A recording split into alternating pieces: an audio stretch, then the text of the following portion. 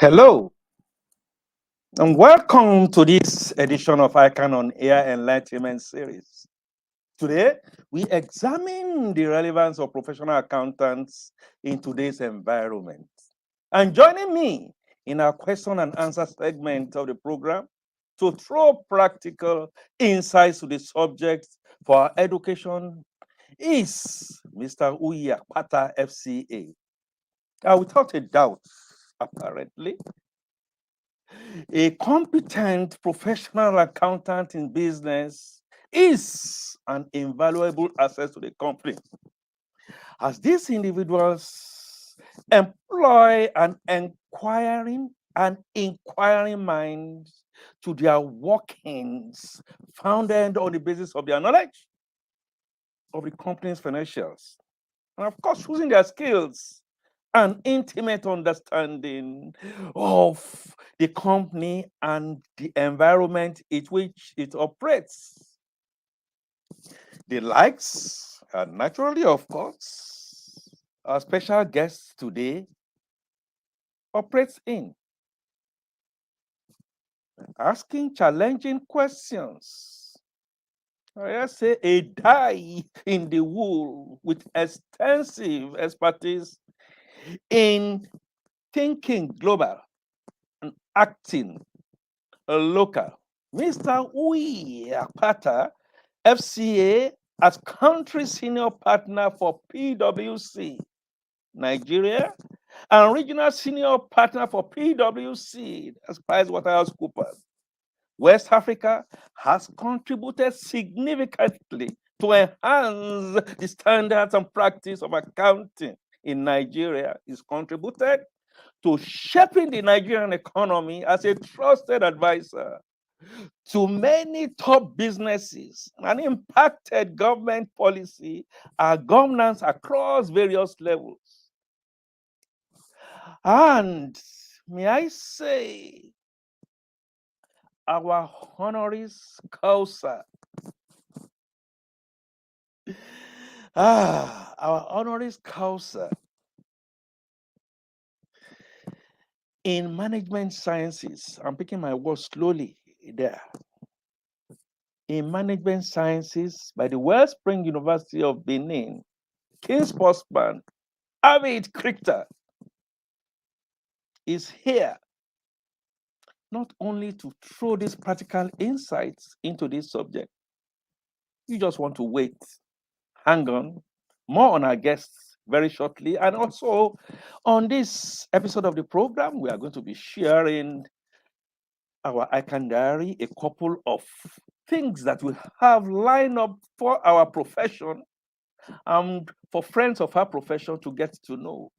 ICAN has been very busy and active for right causes. Oh, you just hang on, wait on, stay on. We shall be back with you very shortly.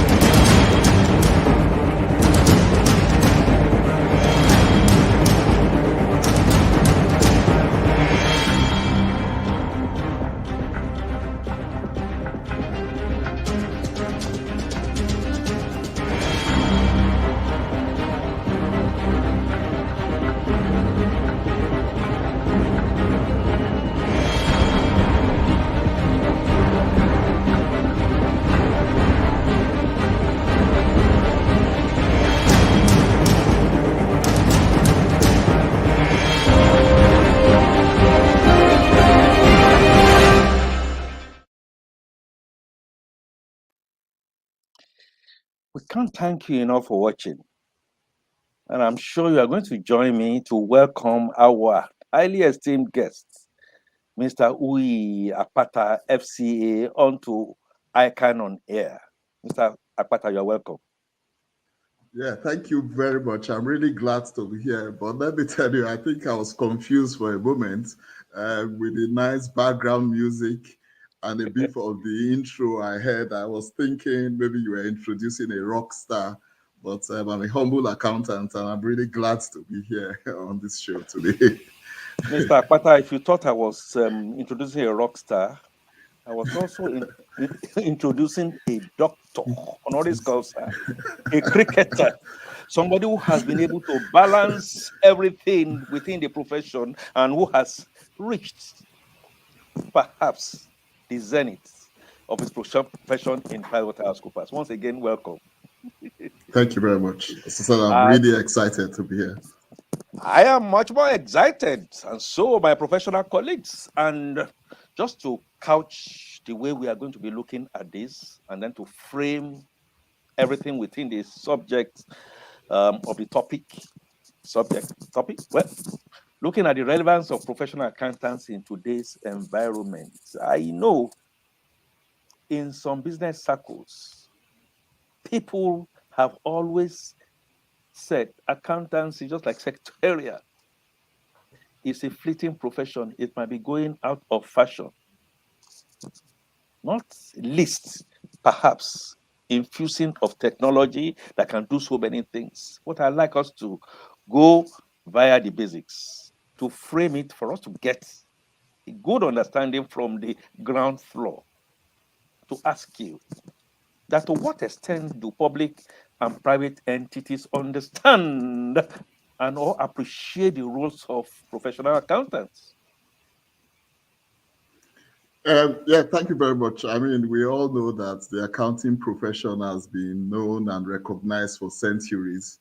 Um, uh, 36 years ago, almost 36 years ago, when I qualified as a chartered accountant, one of the best moments of my life.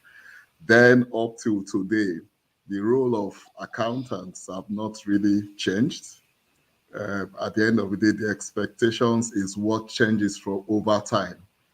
So we recognize based on what component or spectrum of accounting you're looking at, the financial accountant, basic things around record keeping, custodian of records, financial controls, the way you all see it, those whole spectrums, everything is clearly defined, whether you're performing it from an internal perspective, financial accountant, or for those of us on this end of the world, consultants and auditors, those expectations of the roles you play. But I think at the end of the day, people understand where we're there, what role we have to play. But it's those expectations, I believe that that's where we have some form of difference. So our fundamental role, clearly defined as professional, which should be the basis, as you say, going to the basic group. I know most of the audience here are probably accountants, but for the outsiders, it's just basically for us to communicate, whether internally or externally, the financial health of businesses, whether it's the private sector or public sector, to organization and stakeholders. So many of them are relying and having those expectations. So we are reliably going to find out the state of of or health of companies and businesses as they stated. So in my view, those roles are very clearly defined. Our noble profession, I still believe, you may say I'm biased, is the lifeline of any particular business. We have a bedside view of the whole business. But that expectation continues to grow from time to time. And I think that is the expectations rather than the role that we see some differences, and ultimately you get to see conflicts in a number of cases. Beautiful, beautiful. And our rules, what we are supposed to do, communicate, interpret, and making sure we do it in a timely manner. But, Mr. Akpata, businesses and organizations have to do more than earn and keep the trusts. Now, the big word, trust. They have to earn and keep the trust of their stakeholders. So how can professional accountants, how can they help organizations boost?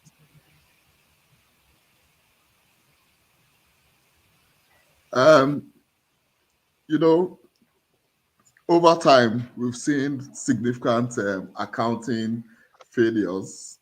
Unfortunately, these documented cases, as I said, because of the expectations, you've seen situations where accountants are usually in the eye of the storm, as we say. So, but I think and I know that our profession has been very good in terms of first developing and building the accountants through the trainings and rest we get to even qualify. And ultimately, to also the kind of sustained continuous trainings to earn our credits and all the others, whether also the practical work we do. So the issue of quality is not important. But what I see, people will want to call softer issues, but in my view, the stronger issues, I use strong boldly, are the things around our values, and we talk about our issues around integrity. That's where I think we need to play a significant role. Without the trust, ultimately, it's about trusting you.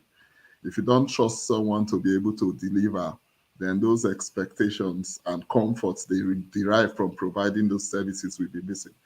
So in my organization, every day I see very good and qualified people, but the values which are also aligned to those of our profession are what makes that's what differentiates us. So it differentiates us internally in terms of those values of integrity, the value of professional care, the values of exhibiting integrity, as I said earlier. If you don't, those are what really differentiates one at the end of the day. I think ultimately the professional accountants, you need to then guide this trust.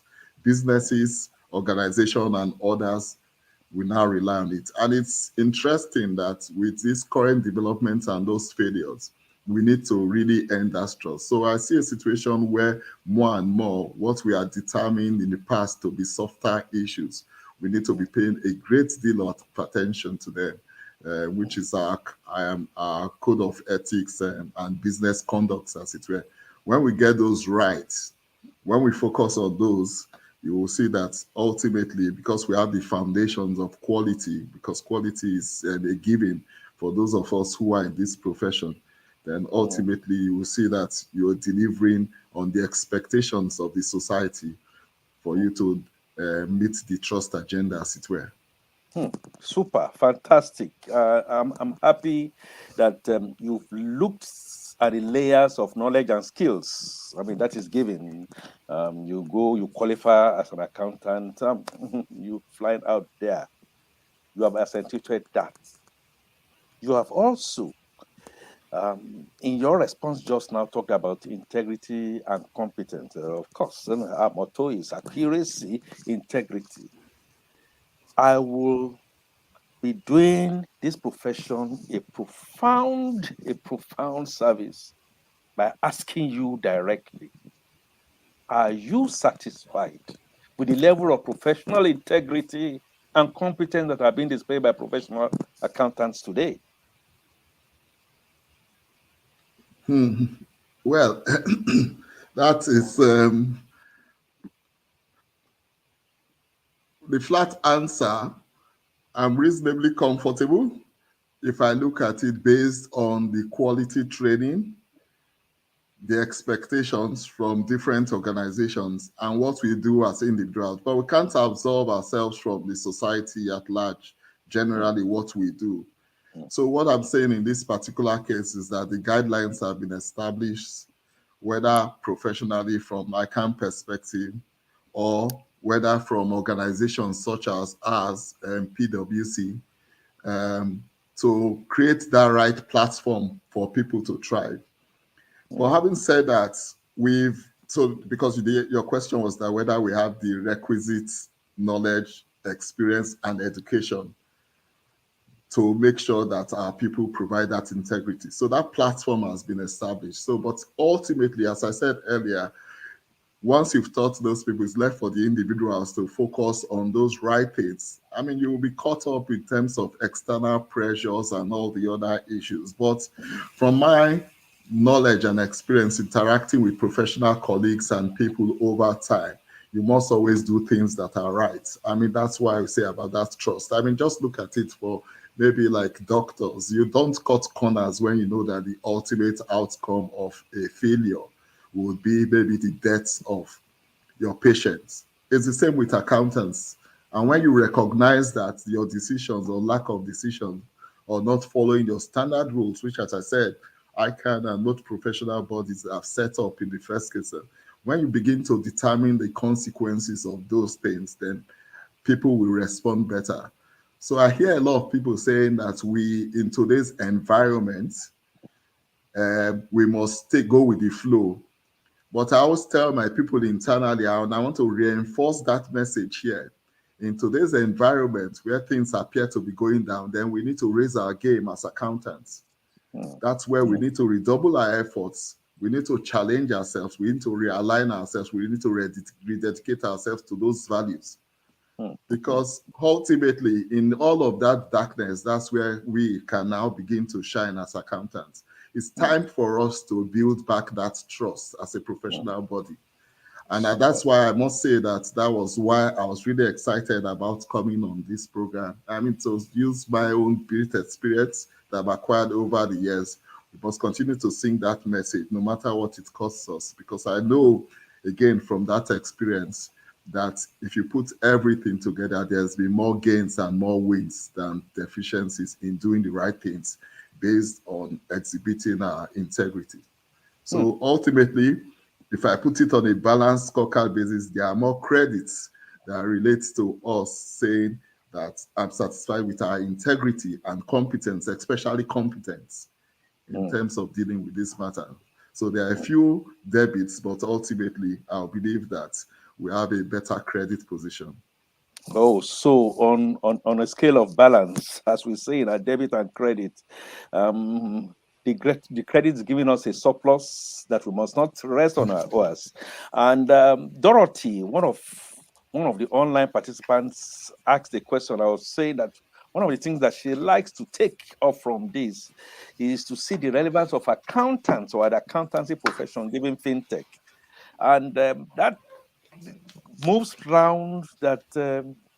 Looking at, yes, yes, Dorothy Bidemi, your expectation is to receive insight on how professional accountants stay relevant despite the significant rise in fintech and machine performing accounting roles. Very briefly, Mr. AKPATA, your response to that. This, I certainly knew this because it was based on the topic. But anytime I wake up, and then I really don't know how very ways in which I try to answer this. But let me start with a very, very simple story that happened.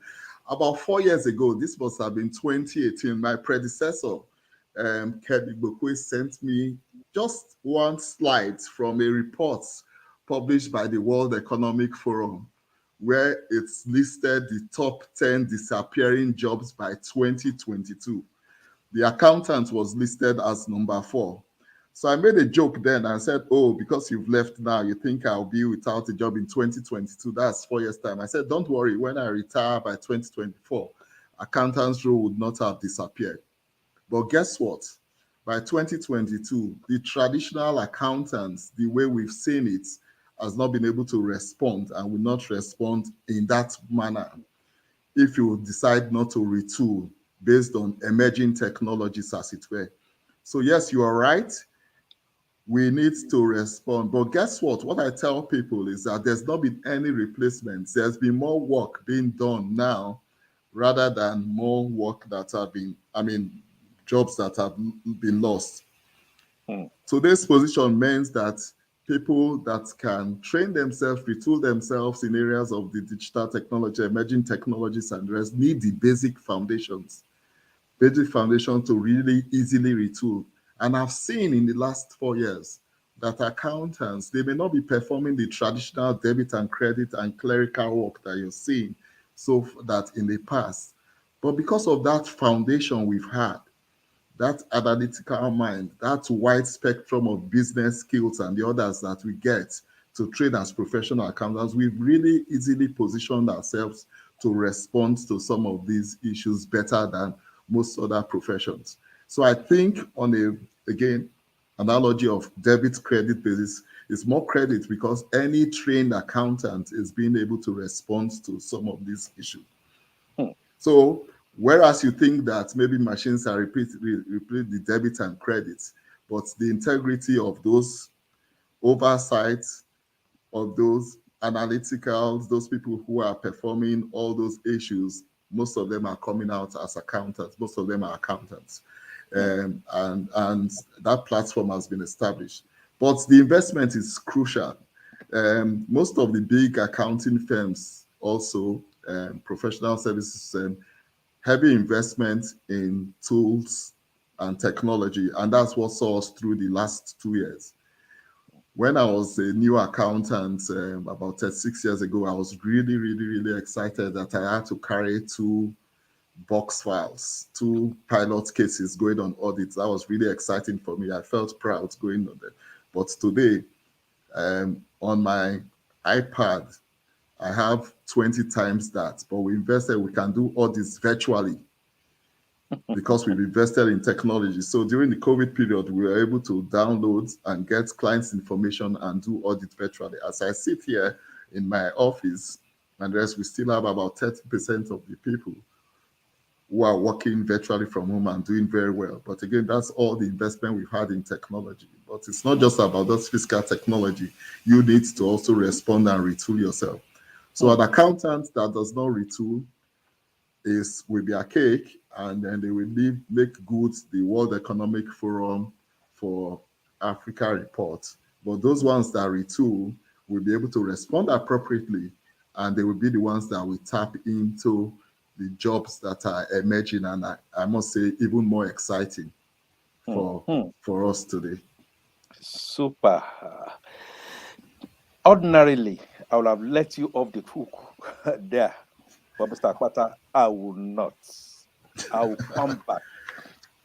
You are making reference to those days 36 years ago, back in our days in Coopers and Library, where you carry the permanent audit file and the current audit file, you carry it on your head, you have to chew it, and by a press of a button, you now get that done and it's permanently archived.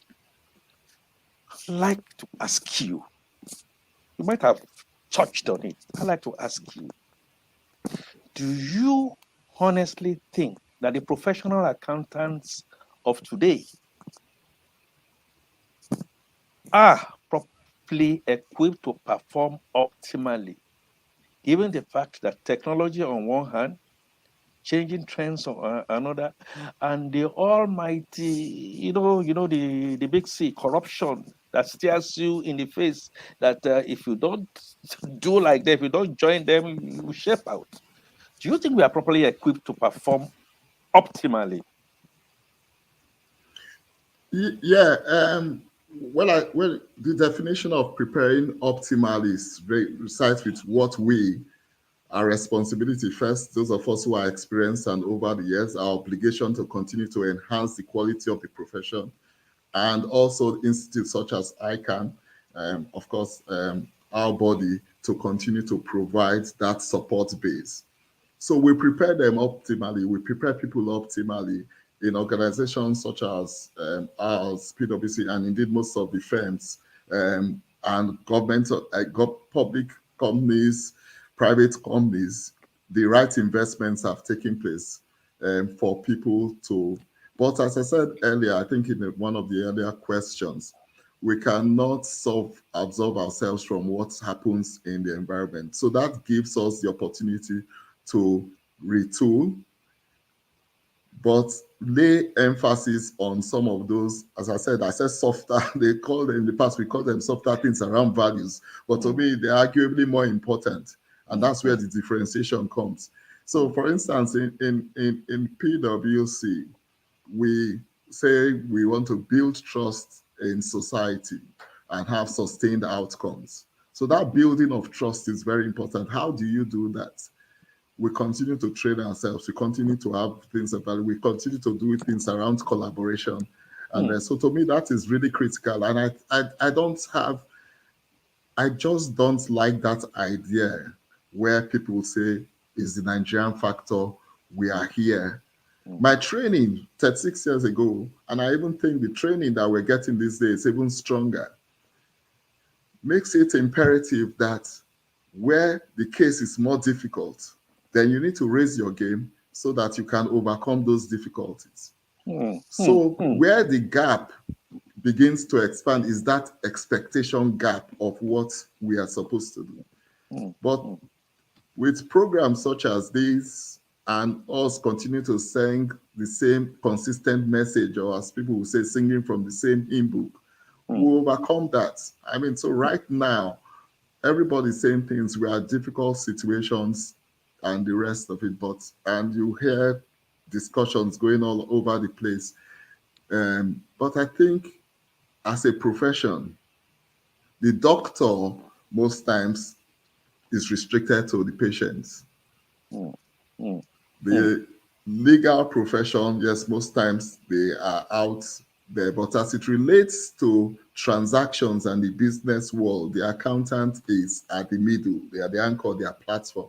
So I think we should not be shy from playing that role. We should not be shy to say, okay, we are the minority when we want to exhibit some of these values of our ethics and conduct. And I think if that's what we take out from this session today, it will be well worth it. Fantastic. And again, we will not forget where the town means the gown. And I can see that Victor Olufunsho Ambolu is asking that in the academic profession where he works, integrity seems to have been lost. And it's asking, how do one keep advocating best practice in the midst of corrupt environment?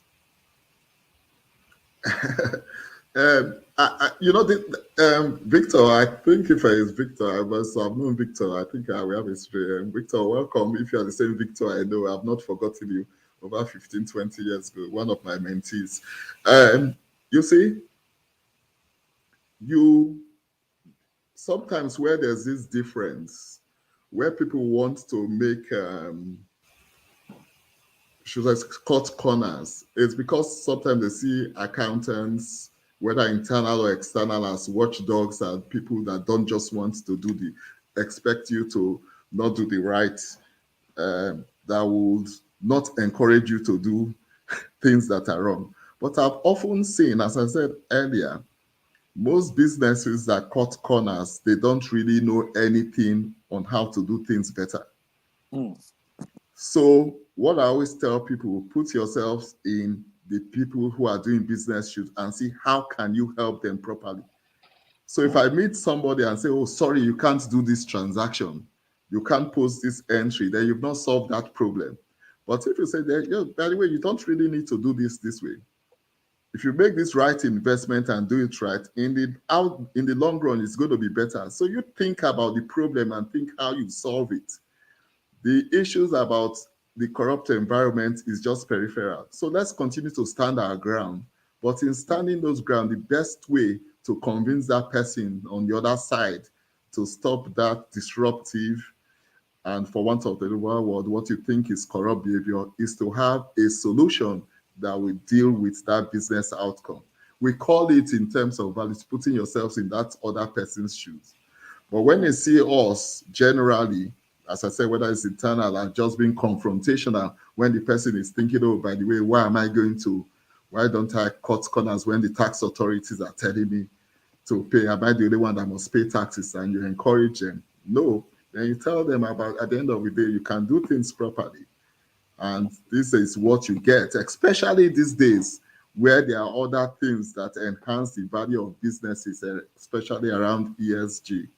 The environment, social, and government, or governance, as it were. So you begin to crystallize and think ahead of it, how you can give so that you can draft someone. And so for every 1% of the people we move to the light side rather than the wrong side, I think we will be making a lot of difference. Fantastic, fantastic points. I still step back because I know we have a lot of students aspiring to be that when they grow up, they want to be like you. From your seasoned professional accountant position, seasoned, professional, tried, and tested, are there some specific knowledge or skill gaps, so to speak, that you can just think on your fingertips that you consider or you think exists, looking at it today and maybe light years ahead, that must be filled by professional accountants? Are there specifics? Okay, well, thank you very much. But you know what? I don't really think there are many people who want to be like me these days, based on the people I see. You know, this is almost like 36 years in the profession. I was an exciting 21-year-old leaving school, and I've been doing that for 36 years in one organization. So 10 years ago, when I became the regional senior partner, every year I go and receive our new joiners. You have brights, we call them the best and brightest, 60 to 80 new people. And I'm there telling them that, oh, I've been in this organization. You can remain here, make a successful career, become a partner. So you notice that in the earlier years, people were really, really excited. Oh, so this is what it takes to be a partner. This is what it is. So they wanted to really be like me. I felt it there. But I noticed in the last 4 years or so, when I say the same thing, there's this look. You've been in one organization for 30 years. Is there something wrong with you or something? So they don't want to be like me these days. They're excited that they want to do exciting stuff. They want to do exciting stuff around emerging technologies. They want to be entrepreneurs. They want to do all of those. Yes, I don't mind that they can do that. So I've changed the narratives now to whether you are here for one day or in any organization, provided you get the basic trainings as an accountant that can sustain you in anything you want to do. So that's the basic thing. Then there are things around emerging technologies, as I said, that presents the real opportunities for different kinds of work. But more importantly, just presents for the opportunities for you to do your day-to-day thing. So in addition to the quality training you've obtained as a technical expert, that's your debit and credit accounting, financial accounting, legal law, and what we've all done, and all the values we've put in place based on our code of ethics. It's now really very important that at least you improve your digital skills. Very, very important for you to be able to sustain and do work. You must improve your digital skills as a first level. So, for instance, New World New Skills was something developed with PwC, and I think with PwC globally, where we've said we've just gone out to say we are enhancing our digital skills as well, because it's just the basis in which you can survive in today's environment. If not, you will not be able to take advantage of clearly the more emerging opportunities that take place. As I said, and I think we should get this message, saying you would no more be an accountant because all of those things are out there doesn't cut it. I believe the accounting profession as a platform to thrive in other areas still exists, even more so in today's very complex and changing environment. Super fantastic. And I am going to get to Sam O'Malley's question because this issue surrounding the soft skills, Mr. Akpata, you agree with me, not necessarily in our profession, but of course, our profession inclusive. We have the skills, we have the knowledge, it goes on. And for whatever reason, the banana peel is out there and we fall on assaults on integrity. And like Sam O'Malley is asking, that in order to keep integrity and best practices going, that when an accountant perceives some certain irregularities and he writes to his boss, and he or he said he, but I put it he or she, keeps mum because of his or her interest. What will you do as an accountant, practically speaking? Sam, I think that let me ask a question. I mean, you see a security guard is doing his work, and somebody doesn't like a boss comes in and doesn't like a visitor, and the boss tells the security guy, shoot that person, and you know that is wrong, what are the chances of that security guard shooting that person? Hmm. The consequences are huge. So I think we need to do an assessment of some of these consequences, because in the past, we are seeing and looking that when we look the other way, uh, we nobody's hurt, but many people are hurt. So what you need to do is say, what's the impact of this? As I said, people are looking at things now more from the basis of not the end, but what's the impact, whether it's positive or negative. When you are delivering a service, you don't want to see whether there are sustained outcome. Was it at the end of the day? So you need to make that call, and it's your choice based on those ethics and values that they put. It's there. Go and read it. It's in your ICAN code. It's there. But we just don't think it's important. But by the way, guess what? I would suggest that if that is too much of a pressure, and you've told yourself, you've enhanced your skills based on today's world, ICAN has positioned you properly. As I said earlier, the emerging opportunities are creating even more work for the better trained accountant. Put in your letter tomorrow and you get a better job. Do that assessment. And as I said, let's be bold, let's be courageous. Those are part of our values, provided you are properly trained and you are imbibing those values that we've put together.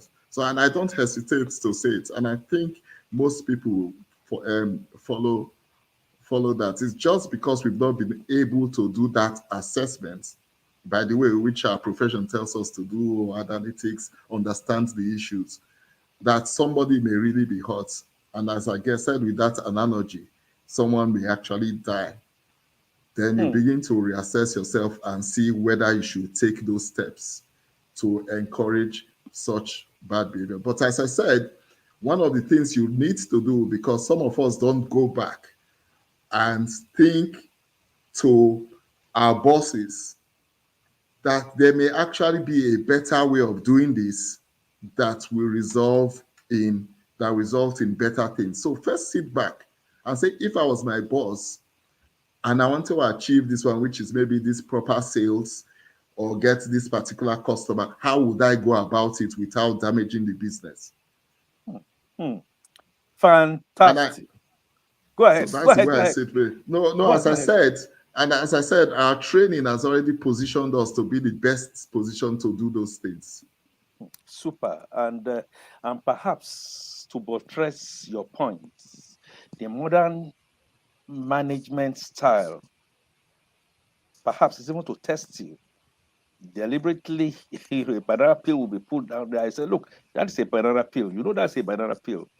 Expect Yeah. you to go on it from mystery shopping, and then you fall. And I've seen quite a number of people uh, who have really fallen on their swords going on that. And I dare say that if you are just joining, we are on ICAN on air, and I've been fielding questions to Mr. UYI AKPATA, FCA, our honoris causa, our cricketer, our fantastic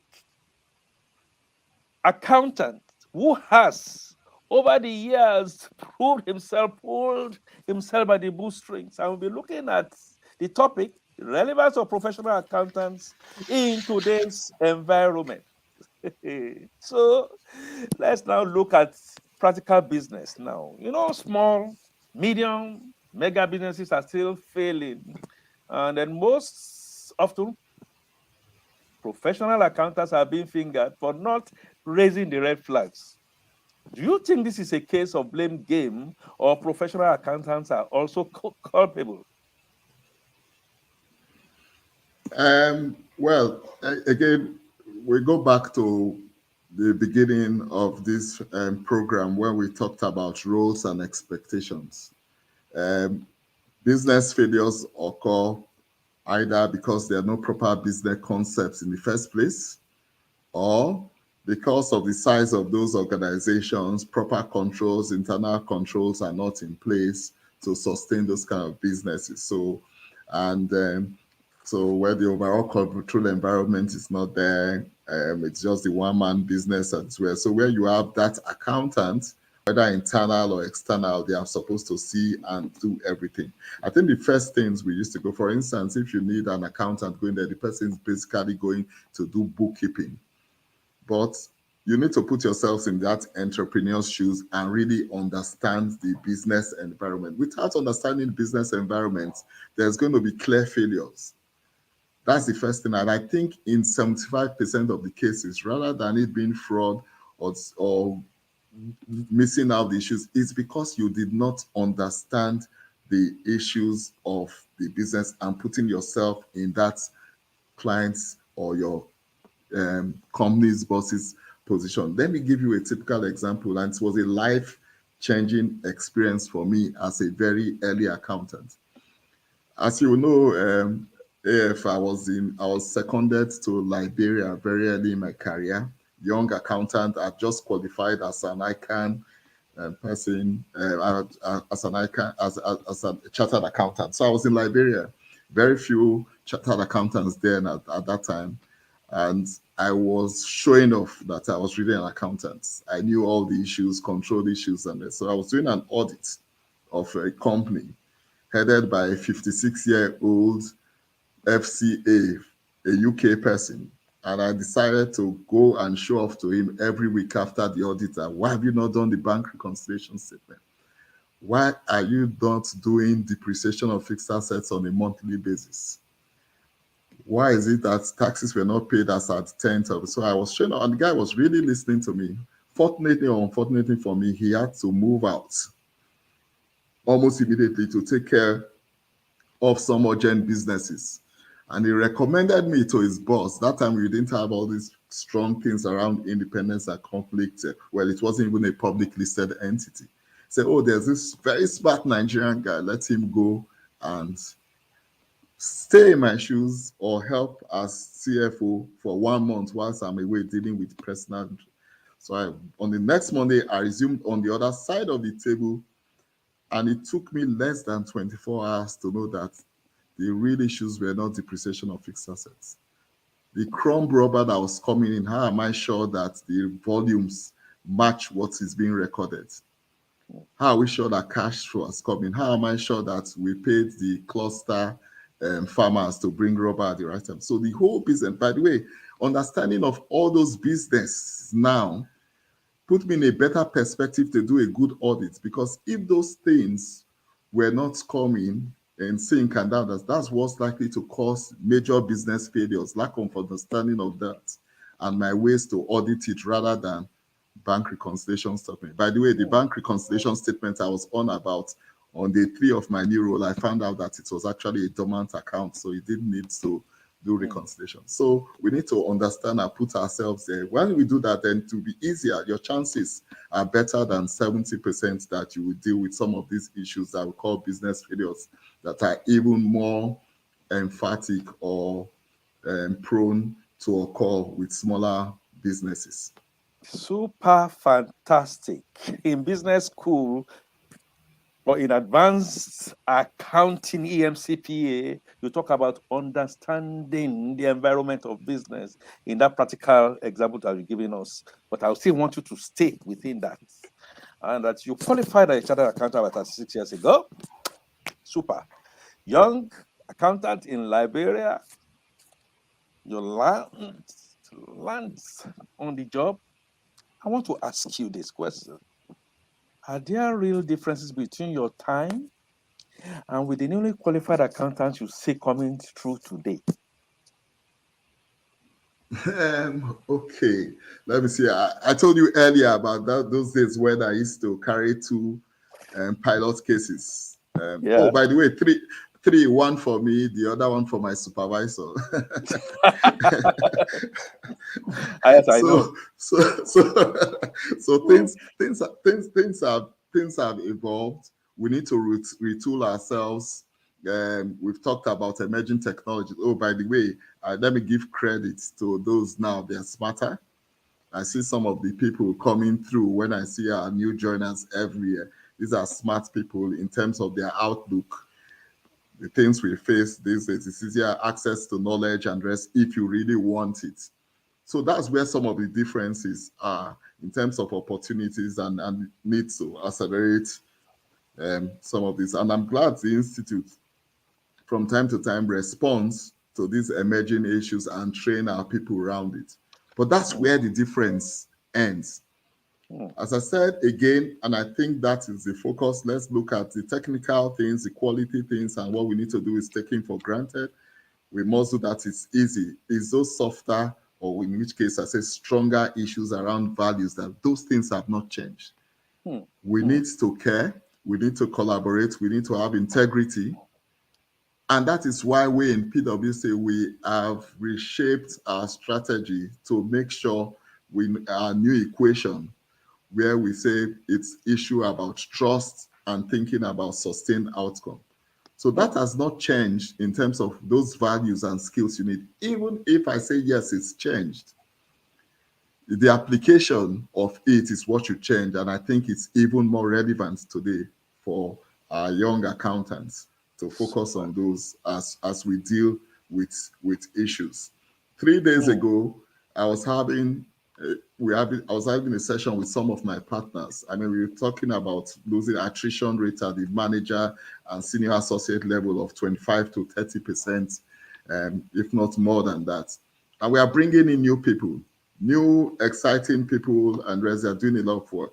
But I just realized that at the end of the day, whilst we are spending about 75% of the time teaching them these new skills and what we need to be doing and the rest of it, I was having a session where I said that we should actually be spending almost an equal amount of time dealing with these issues around values, integrity, professionalism, and confidentiality.